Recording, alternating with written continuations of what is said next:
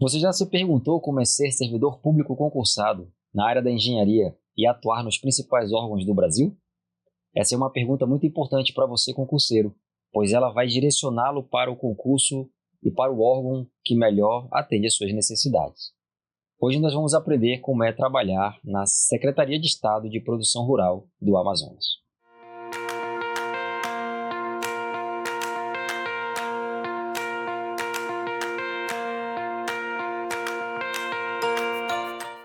Bem-vindos, concurseiros, a mais uma edição do quadro Engenheiro Servidor, onde nós aqui do Minha Trena apresentamos para vocês como é o desempenho das atividades das funções do engenheiro civil nos órgãos por onde passamos. Eu me chamo professor Willacy Lima de Souza, o professor Brother, você já me conhece das nossas disciplinas, e eu vou trazer aqui mais um órgão por onde trabalhei como engenheiro e vou compartilhar com vocês aqui as experiências que tive. Mas não somente eu farei isso, né? Os colegas professores também irão falar sobre seus órgãos por onde passaram. Mas antes, eu gostaria de convidá-los a seguir nossos canais, nas nossas redes sociais. Siga-nos no YouTube, inscreva-se no nosso canal, ativa o sininho para receber as notificações e as novidades que nós estamos produzindo para vocês aí, diariamente.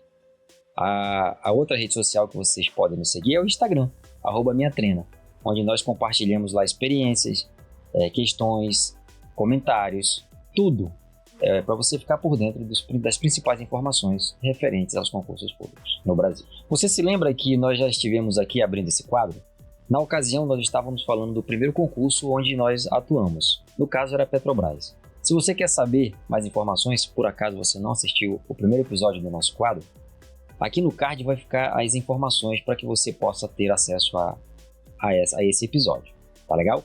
Mas hoje nós vamos falar de um outro órgão, um órgão que eu trabalhei depois que saí da Petrobras. É a Secretaria de Estado de Produção Rural, e é dele que nós vamos falar nesse momento. A Secretaria de Estado de Produção Rural é um órgão da administração direta, vinculado ao governo do estado do Amazonas. Ela atua na elaboração de políticas públicas para o desenvolvimento do interior do estado do Amazonas. E para isso, a atividade de engenharia civil é fundamental. Por quê? Porque dentro da produção rural existe a questão da produção propriamente dita, aí existem várias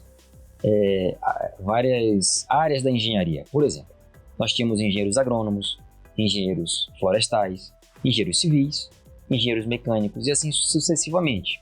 Por quê? Porque tudo que a secretaria faz é para promover o desenvolvimento do interior. Só que não basta produzir, é preciso escoar essa produção.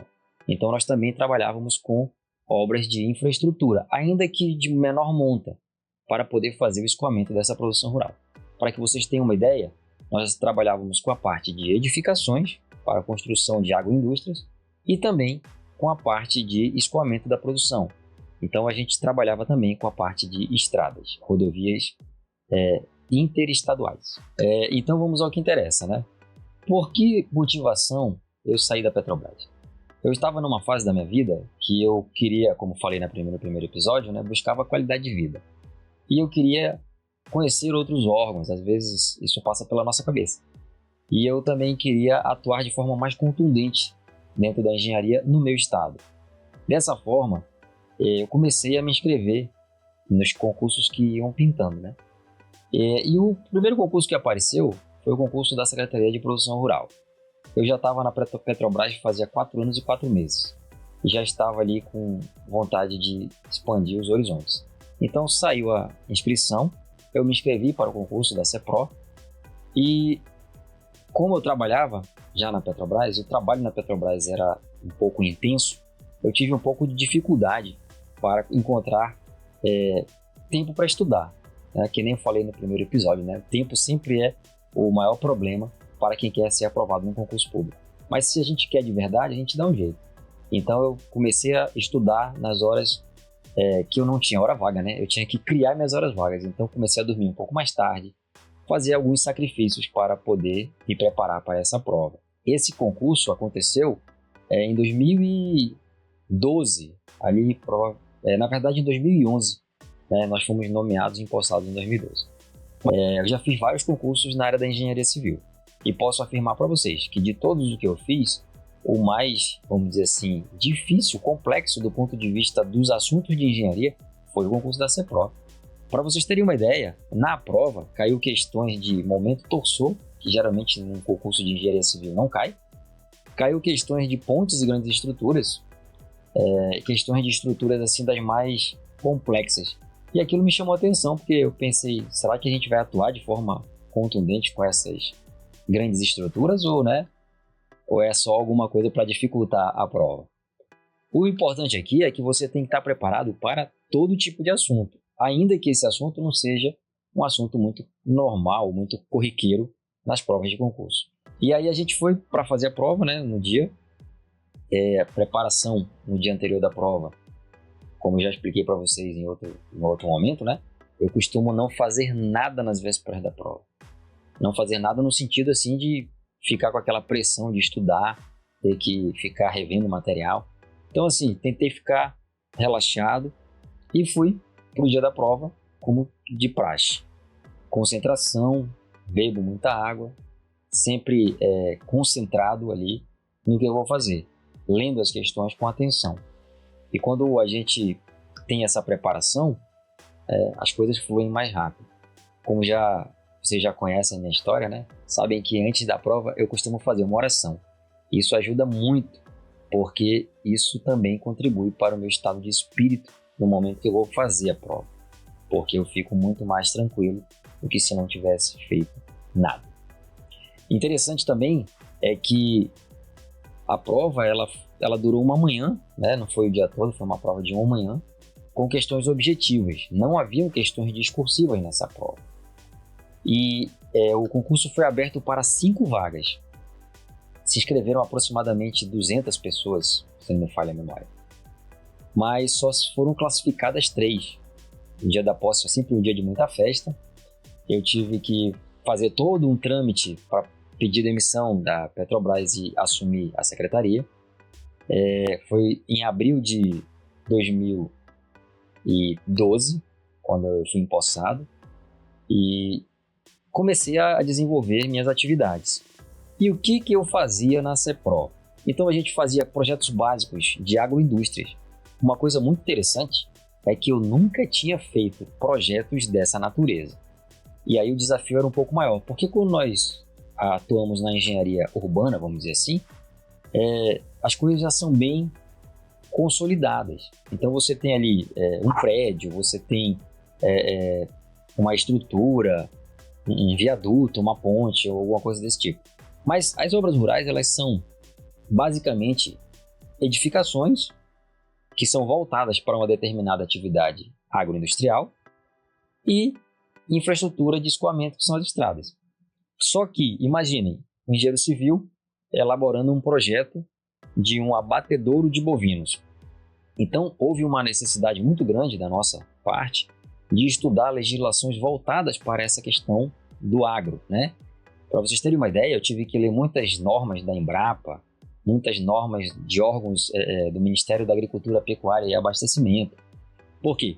Porque essas normas iriam subsidiar a elaboração dos projetos voltados para o setor agropecuário.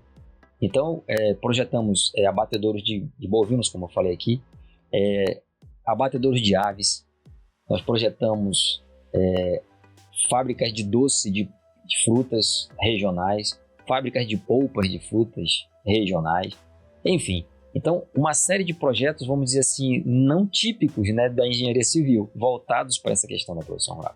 Isso foi um grande desafio. E principalmente na elaboração desses projetos básicos, aí eu falo projeto básico de engenharia como um todo, nós elaborávamos desde os projetos gráficos, as plantas, quanto aos orçamentos. E aí vocês já imaginaram entrar na tabela do SINAP e procurar, aviário? Não tem. Então a gente tinha que elaborar as composições e foi uma das coisas que a gente enfrentou de dificuldade, né? Por quê? Porque como vocês já sabem, as tabelas reconhecidas nacionalmente, elas precisam ser usadas na elaboração do projeto básico como referência dos orçamentos. Mas ainda existe uma deficiência muito grande em relação a esse setor agropecuário. Então a gente precisava fazer as composições, usar os insumos que tem nas tabelas de referência e depois justificar isso junto aos órgãos de controle. porque era uma coisa realmente que a gente não tinha à nossa disposição. Essa era uma dificuldade que a gente tinha nas elaborações dos orçamentos. Uma outra coisa que acontecia no desempenho das funções é que a gente, além de elaborar o projeto básico, acompanhar todo o processo licitatório, a gente também tinha que fiscalizar como agentes do Estado. Então era contratada uma empresa e eu, como engenheiro do Estado, era designado como fiscal para acompanhar a execução daquela obra. Então a gente participava da fase de projeto, planejamento e projeto, e participava da fase de execução e controle da obra. Controle no sentido como agente público, né? Para poder ali atestar os serviços que fossem sendo executados. Uma outra coisa que vale ressaltar é a questão do ambiente de trabalho. O ambiente de trabalho era um pouco diferente do que eu estava habituado na Petrobras. Por quê? Porque no Estado, por ser uma administração direta, a gente tem ali os secretários, né? Então tem toda uma questão política envolvida dentro da instituição. E a gente precisa, sim, ter uma certa flexibilidade. Em que sentido? De atender as demandas da população e também atender as demandas da secretaria. Que demandas da secretaria eu me refiro, né? Essa questão política que existe dentro dos órgãos públicos da administração direta. Porque, afinal de contas, todos os órgãos da administração direta são vinculados ao chefe do Poder Executivo. Então, essa também era uma atribuição que a gente tinha que saber desenvolver, de certa forma, com toda uma flexibilidade, com toda uma seriedade, com toda uma probidade para evitar problemas futuros.